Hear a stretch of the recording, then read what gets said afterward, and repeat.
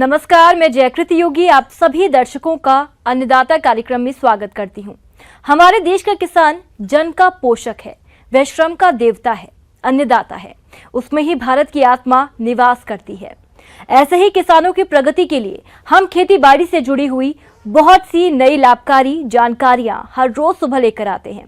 तो चलिए कार्यक्रम शुरू करने से पहले देखते हैं क्या है आज के अन्नदाता में।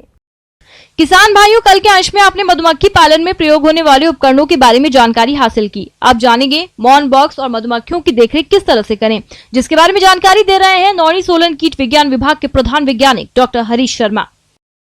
तो हम अपना जो मौन वंश, जब हमारे मौन वंश जैसे हमारे 60 से 80 मौन वंश हम कहते हैं एक स्थान पर रखें, और उस स्थान को जहाँ पे हमारे अधिक मौन वंश होते हैं उसी को हम मोनाले कहते हैं, एपेरी कहते हैं। तो इस तरह एक मौन वंश से दूसरे मौन वंश में लगभग 2 से 3 किलोमीटर का फासला होना चाहिए। ये तो आगे मोनाले की बात। किसान भाइयों, इस व्यवसाय में बहुत महत्वपूर्ण प्रक्रिया होती है जिसे स्थानांतरण कहते हैं। इसमें फूलों की उपलब्धता के अनुसार मौन बॉक्सों का जगह बदलना पड़ता है ताकि फूलों की उपलब्धता अधिक समय तक बनी रहे और शहद का उत्पादन बढ़ाया जा सके। आपको अपने उस क्षेत्र के जो मौन पुष्प हैं उनके बारे में जानकारी होनी चाहिए। अब एक पुष्प होता है, एक मौन पुष्प में बात कर रहा हूँ। तो मौन पुष्प उन पुष्पों को कहते हैं हम जिनसे मधुमक्खियाँ अपना नेक्टर व पोलन, मधुरस या पराग जो है एकत्रित करती हैं। जैसे कि हम सरसों के ऊपर करते हैं, लीची के ऊपर करते हैं, मैंग्रोव्स के ऊपर करते हैं, हम यूकलिप्टस के ऊपर करते हैं, सनफ्लावर के ऊपर कुछ एरियाज में करते हैं। तो उन मौन पुष्पों की प्रचुर मात्रा होनी चाहिए। अगर उनकी मात्रा कम है तो आप जितना भी प्रबंधन कर लें आप शहद प्राप्त नहीं कर पाएंगे। तो इन चीज़ों का ध्यान तो रखना ही है। मौन पालन व्यवसाय में बॉक्सों का देखरेख ठीक से होना जरूरी है, क्योंकि देखरेख में थोड़ी सी अनदेखी से इस व्यवसाय में घाटा हो सकता है। तो देखरेख में किन विशेष बातों का ध्यान रखना है, आइए जानते हैं। जो मौन गृह के अंदर आपकी चौखटें या फ्रेम हम कहते हैं, उनको हम हाइव टूल कहते हैं। उस हाइव टूल से उनको थोड़ा सा लूज करते हैं, और जब आप मधुमक्खियों की फ्रेम को चेक करने वाले हैं तो एक तो अपने आप को स्थिर रखें, और सबसे महत्वपूर्ण जो हमारा काम होता है निरीक्षण करते समय वो यह भी होता है कि क्या इसमें एक अच्छी रानी है या नहीं है। मौन वंश जितना सशक्त हो, लेकिन उसके आगे सशक्त तो तभी होगा जब हमारे उसमें एक अच्छी युवा रानी जो होगी वो उपलब्ध होगी। और साथ ही साथ रानी की कार्यकुशलता जो है वो हम देखते हैं अंडों से, ब्रूड से। तो जो ब्रूड है वो जिस भी फ्रेम पे आप देख रहे हैं वो स्कैटर्ड, बिखरा हुआ नहीं होना चाहिए। साथ ही साथ अगर अंडे दिख रहे हैं तो अंडे एक ही डायरेक्शन में और एक साथ सभी के सभी कोस्ट में होने चाहिए। अन्यथा जो रानी है वो बूढ़ी हो चली है, उस रानी को बदलने की आवश्यकता है। और हर एक फ्रेम को आराम से उठा करके ऊपर जब आप निकालेंगे तो उसमें आप देखेंगे कि उसमें पराग कितना है, उसमें शहद है तो शहद कितना है, अगर शिशु हैं तो क्या उसमें अंडे हैं, क्या उसमें शिशु हैं, और या बंद ब्रूड जिसको कहते हैं हम किस अवस्था में है वो आपने देखना है।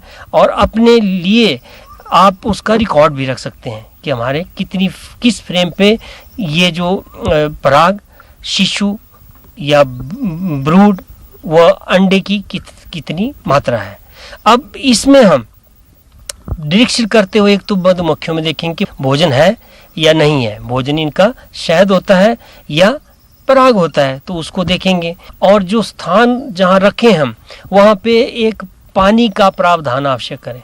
इससे भी आपके जो मौन वंश है वहाँ पे हमेशा जो है स्वस्थ रहेंगे। और साथ साथ हम ये सुनिश्चित करेंगे कि कोई बीमारी तो नहीं है।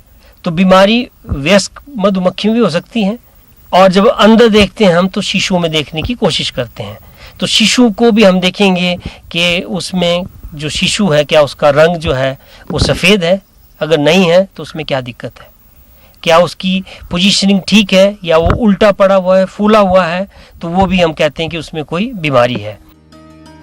किसान भाइयों, अगर आप मौन पालन शुरू करना चाहते हैं तो अपने जिले के उद्यान अधिकारी से संपर्क करें और इस व्यवसाय को शुरू करने में जो भी तकनीकी बातें हैं उसकी जानकारी लें तथा इस पर मिलने वाले अनुदान के बारे में भी पूरी जानकारी लें। इस व्यवसाय को भूमिहीन लोग जो हैं, छोटे स्तर पर जो किसान हैं, युवा है, तो महिलाएं हैं, कोई भी वर्ग इसको बड़ी सुगमता से अपना सकता है।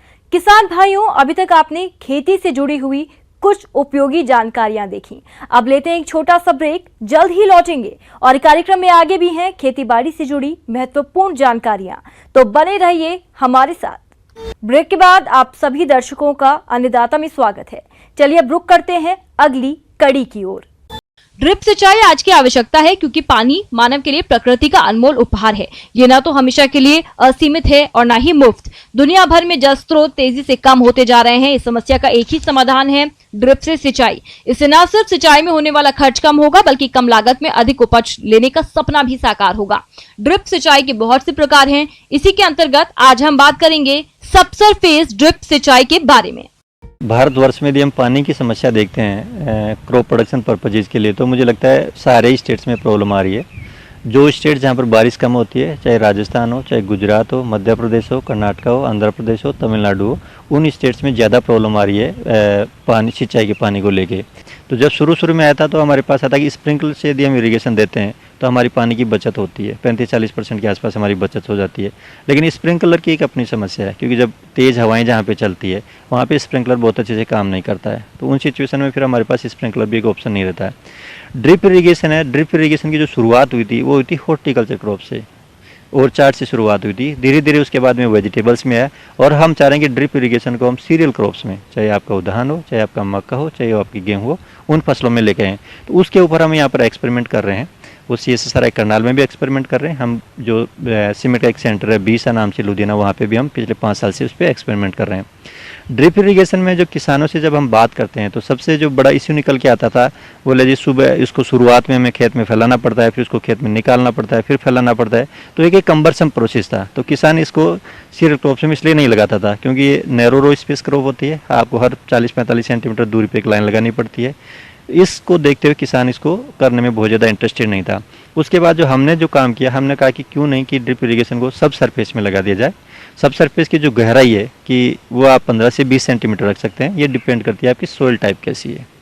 जहाँ पर आपकी सैंडी सोइल है, जहाँ पर आपकी लाइट सोइल है, वहाँ पर हम इसको 15 सेंटीमीटर पर लगा सकते हैं। जहाँ पर थोड़ी हैवी सोइल है वहाँ पे हम 17, 18, 20 सेंटीमीटर तक ले जा सकते हैं। ये सभी फसलों में, चाहे आपका धान हो, चाहे आपकी मक्का हो, चाहे आपका गेहूँ हो, चाहे आपकी मूंग हो, सभी फसलों में आराम से ईजिली काम करती है। इसके ऊपर आप यदि, अब 2 तरीके हैं। कोई किसान चाहते हैं कि जी हम राइस के बाद में या वीट के बाद में कोई सब्जी लेना चाहता है, खेत की जुताई करना चाहता है, तो उसमें आप सबसे पहले ड्रिप लाइन को थोड़ा सा नीचे कर देता है कि जो भी कोई आप टिलेज या जो भी चलाएं तो उसे कटे नहीं।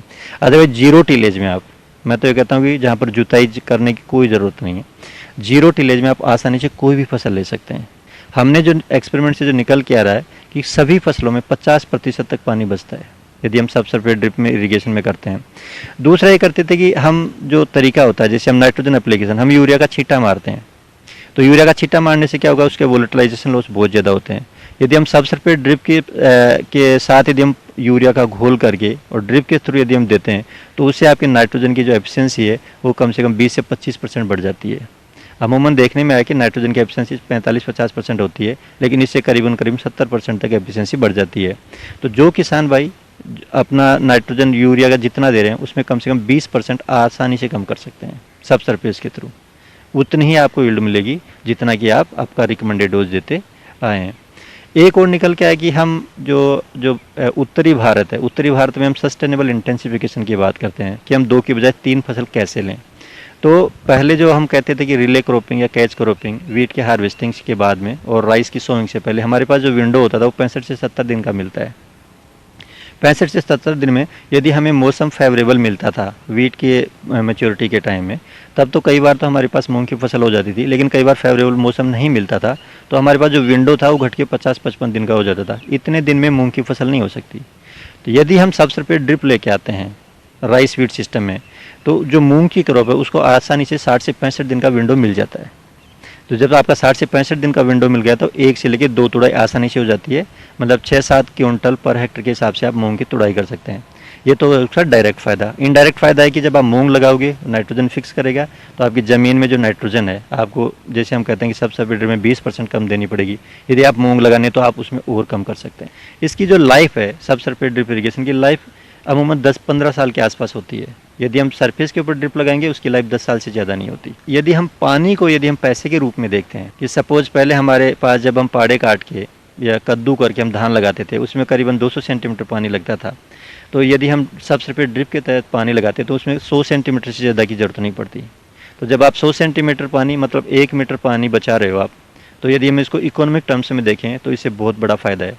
हमारा जो वाटर टेबल नीचे जाता जा रहा है वो वाटर टेबल स्टेबल होगा और नीचे नहीं जाएगा, क्योंकि हम हर साल 1 मीटर पानी बचा रहे हैं राइस के क्रॉप में। तो जितना भी हमारे पास नॉर्थ इंडिया में एरिया है, करीबन 5 मिलियन हेक्टेयर के आसपास जो एरिया है, उस 5 मिलियन हेक्टेयर में आप यदि हम सोचें कि 1 मीटर पूरे 5 मिलियन हेक्टेयर में पानी बचता तो एक बहुत बड़ी बचत होगी। हमारे जो रिजर्वर्स हैं, ग्राउंड वाटर में जो रिजर्वर्स हैं वो बचे रहेंगे। सब सरफेस ड्रिप से यदि हम इरिगेशन देते हैं तो ड्यूरेशन पे कोई भी फसल हो, चाहे वो मक्का हो, चाहे गेहूं हो, चाहे धान हो, ड्यूरेशन पे कोई फर्क नहीं पड़ता किसी का। आगे और भी हैं खेती बाड़ी से जुड़ी हुई बहुत सी रोचक जानकारियां, पर यहाँ पर रुकेंगे एक और ब्रेक के लिए। जल्द हाजिर होते हैं। ब्रेक के बाद एक बार फिर से आप सभी दर्शकों का अन्नदाता कार्यक्रम में स्वागत है। बढ़ते हैं अगली प्रस्तुति की ओर। मौसम के अनुसार प्रबंधनों पर ही टिकी है आपकी खेतीबाड़ी, इसलिए मौसम पूर्वानुमान और उस पर आधारित साप्ताहिक कृषि सलाह इस प्रकार है। ग्रामीण कृषि मौसम सेवा कृषि अनुसंधान केंद्र बीकानेर द्वारा भेजे गए मौसम पूर्वानुमान के आधार पर बीकानेर जिले के किसान भाइयों को सलाह दी जाती है कि आने वाले दिनों में वर्षा होने के साथ साथ मध्यम आपेक्षिक आर्द्रता के साथ तेज हवाएं चलने की आशंका है। इस दौरान आकाश में बादल छाए रहेंगे। किसान भाई महामारी कोविड-19 से बचाव के लिए भारत सरकार और स्वास्थ्य विभाग की गाइडलाइन को मानते हुए आपस में कम से कम 1 मीटर की दूरी बनाए रखें।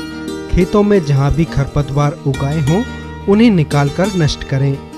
अगेती बोई गई मूंगफली की फसल जो कि लगभग 40 दिन की हो गई हो, उसमें किसी भी प्रकार के शस्य कार्यों को ना करें। मानसून बरसात की संभावना को देखते हुए खरीफ फसलों की बुआई के लिए बीज, खेत एवं अन्य संसाधन तैयार करके रखें। खरीफ फसलों की बुआई के लिए बाजरा की RHB 121, RHB 67, RHB 60, राज 171, GB 538, पूसा 605 आदि किस्मों का प्रयोग कर सकते हैं। इसी प्रकार ग्वार के लिए SML 667, MUM2, RMG 62, RMG 267, RMG 268, K 851, RMG 492 आदि का प्रयोग कर सकते हैं। जहां तक मोट की किस्मों की बात है तो इसके लिए RMO 257, RMO 225, RMO 435 आदि किस्मों में से किसी भी किस्म की बुआई कर सकते हैं। बाजरे की बुआई के लिए 1 किलो बीज प्रति बीघा की दर से, मोट के लिए 3 किलो बीज प्रति बीघा की दर से, ग्वार के लिए 4 से 5 किलो बीज प्रति बीघा की दर से प्रयोग करें। वर्षा जल के अधिकतम उपयोग के लिए वर्षा होने के तुरंत बाद जल्दी से जल्दी फसलों की बुआई कर दें। फलदार पौधों को लगाने के लिए 1 मीटर गुणा 1 मीटर आकार के गड्ढे खोदें और उसमें 20 किलोग्राम गोबर की खाद, 1 किलोग्राम सिंगल सुपर फास्फेट और 100 ग्राम क्यूनॉल फास्फेट को मिलाकर भर दें। जहां मूंगफली की बुआई के समय जिप्सम नहीं दे पाए हैं, वहां खड़ी फसल में 250 किलोग्राम प्रति हेक्टेयर की दर से जिप्सम का प्रयोग करें। भविष्य के लिए पानी और नमी की हर बूंद का संरक्षण करें। जानवरों को गर्म हवाओं से बचाकर सुरक्षित स्थान पर रखें। पशुओं में पेट के कीड़े मारें व खुरपका और मुंहपका, काला ज्वर और गलघोटू जैसी घातक बीमारियों को रोकने के लिए मानसून के पहले ही टीके लगवा लें। अन्नदाता हेल्पलाइन निशुल्क पूर्ण संपर्क सेवा के माध्यम से आपके द्वारा पूछे गए प्रश्नों में से 1 या 2 महत्वपूर्ण प्रश्न को हम अपने कार्यक्रम में शामिल करते हैं। इसी के तहत आज का चयनित प्रश्न और उसका जवाब इस प्रकार है। आज के अन्नदाता हेल्पलाइन में जिस प्रश्न को कार्यक्रम में शामिल किया गया है उसे पूछा है गांव अमरपुरा, जिला हनुमानगढ़ के किसान विवेक कुमार ने। आप नए फल बाग लगाने के बारे में जानकारी चाहते हैं तो विवेक कुमार जी आपकी जानकारी के लिए प्रस्तुत है कार्यक्रम का यह अंश। ये जो इस समय पर बारिश का मौसम है और इसमें हम अच्छा बगीचा लगा करके और अच्छा मुनाफा कमा सकते हैं। फलों की सफल व्यावसायिक बागवानी के लिए बाग लगाने से पहले कागज पर वृहद योजना सावधानी पूर्वक बनानी चाहिए ताकि बाद में पछताना न पड़े। बाग लगाने की योजना बनाते समय आगे बताए जा रहे मौलिक सिद्धांतों पर अमल करना बहुत जरूरी है। किसान भाइयों, नए बाग की स्थापना के लिए सर्वप्रथम सबसे महत्वपूर्ण पहलू है सही स्थान एवं उपयुक्त मृदा का चुनाव। व्यावसायिक दृष्टि से बाग लगाने के लिए ऐसे स्थान का चुनाव करें जो शहर के नजदीक हो एवं यातायात की पर्याप्त सुविधा हो। जहां तक उचित मृदा की बात आती है तो बाग लगाने से पहले मिट्टी परीक्षण अवश्य करा लें। मिट्टी रिपोर्ट के आधार पर फल वृक्ष का चुनाव करें या फिर आवश्यकता अनुसार मिट्टी को उपचारित करें तथा जल निकास की उचित व्यवस्था होनी चाहिए जिससे वर्षा के दिनों में बरसात का पानी फल वृक्ष के तने के संपर्क में न आवे। इसमें क्या होता है किसान भाइयों कि अगर कोई भी प्रकार का किसी भी प्रकार का हमें फलदार पौधा का बगीचा लगाना है तो उसमें लगाने से 1 से 1.5 महीने पहले हमें गड्ढे खोदने पड़ते हैं और उन गड्ढों को अच्छी तरीके से धूप में सुखाना पड़ता है। उसके बाद में क्या करते हैं 1-1.5 महीने के बाद में हमें उनमें प्लांटेशन करते हैं हम। तो गड्ढे खोदने की एक प्रक्रिया होती है। तो प्रक्रिया में क्या करते हैं कि जैसे बड़ी साइज के जो फलदार पौधे हैं जैसे बील हुआ, इनके लिए हम क्या करते हैं कि लगभग 8 से 10 मीटर की दूरी तय की गई है इनके लिए। और जो बीच की साइज के पौधे हैं जैसे हमारा अनार है, नींबू है, इनके लिए हम लगभग 6 बाई 6 मीटर की दूरी तय करते हैं। हालांकि अनार में हम 5 बाई 5 रखते हैं, नींबू वर्गीय में 6 बाई 6 मीटर रखते हैं। और एकदम जो छोटी साइज के पौधे हैं, पपीता है, फालसा है, इनमें हम 2 बाई 2 मीटर की दूरी रखते हैं। इसके बाद में हम क्या करते हैं कि गड्ढे खोदने, तो गड्ढे की एक फिक्स साइज होती है। जो बड़े पौधे हैं उनके लिए हम 1 मीटर चौड़ा और 1 मीटर गहरा गड्ढा खुदवाते हैं। और जो बीच की साइज के पौधे हैं जैसे हमारा अमरूद है, ये नींबू वर्गीय फसलें हैं या अनार है, इनके लिए हम 2 फीट चौड़ा और 2 फीट गहरा गड्ढा बनवाते हैं। और ये जो छोटे पौधे हैं जैसे पपीता है, फालसा है, इनके लिए हम 1.5 फीट चौड़ा और 1.5 फीट गहरा गड्ढा बनवाते हैं। अब हम क्या करते हैं कि इनको बना करके और 1 से 1.5 महीने के लिए खुली धूप में छोड़ते हैं ताकि अच्छे से इनको धूप लग जाए। उसके बाद में अगर बगीचे की मिट्टी खराब है तो मिट्टी हम बाहर से मंगवा लेते हैं, जो मिट्टी है भरवा लेते हैं। और मिट्टी भरवाने के बाद में लगभग एक गड्ढे में हम लगभग 300 ग्राम सिंगल सुपर फास्फेट डालते हैं, लगभग 100 ग्राम म्यूरेटो पोटाश डालते हैं और 50 ग्राम यूरिया डालते हैं। 50 ग्राम नीम की खली डालना जरूरी है और उसके साथ में 20 ग्राम कार्बोफ्यूरान डालते हैं और इसमें 20 ग्राम सूक्ष्म खाद भी अगर ऐड कर देते हैं तो बहुत बढ़िया रहता है, वो फलदार पौधे उसमें अच्छे लगते हैं।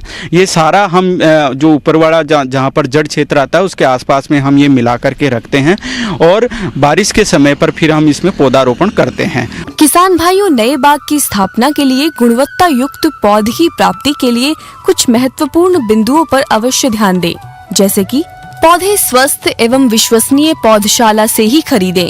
इसके साथ ही समय पर पौधे का ऑर्डर देकर बुक करा लें जिससे लगाते समय पौधे उपलब्ध हो सके। देशी एवं कलमी पौधे की पहचान भली भांति करा लें एवं पौधे अधिक आयु के नहीं होने चाहिए।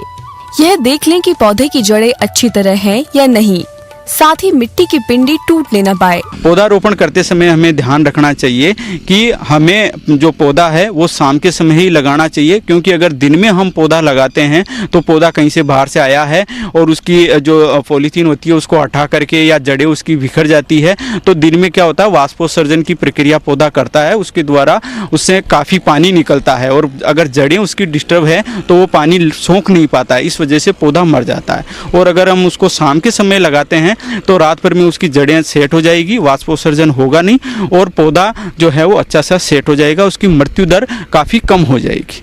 इसके बाद में हम देखते हैं कि इस तरीके से हमने पौधा लगा दिया है। पौधा लगाने के 1 महीने के बाद में मात्र 20 ग्राम यूरिया प्रति पौधे के हिसाब से डालना है और उसके 1 महीने के बाद में 20 ग्राम यूरिया प्रति पौधे के हिसाब से डालना है। जब तक पौधे की जड़ें सेट नहीं हो जाएं, अच्छा नहीं हो जाएं, तब तक हमें पौधे को हल्की सिंचाई देते रहना चाहिए ताकि पौधे की जड़ें सेट हो जाए और सेट होने के बाद में तीसरे चौथे दिन हमें उसकी सिंचाई करते रहना चाहिए। आइए अब एक नजर डालते हैं राज्य के कुछ चुनी हुई मंडियों के प्रमुख फसलों के बाजार भाव पर।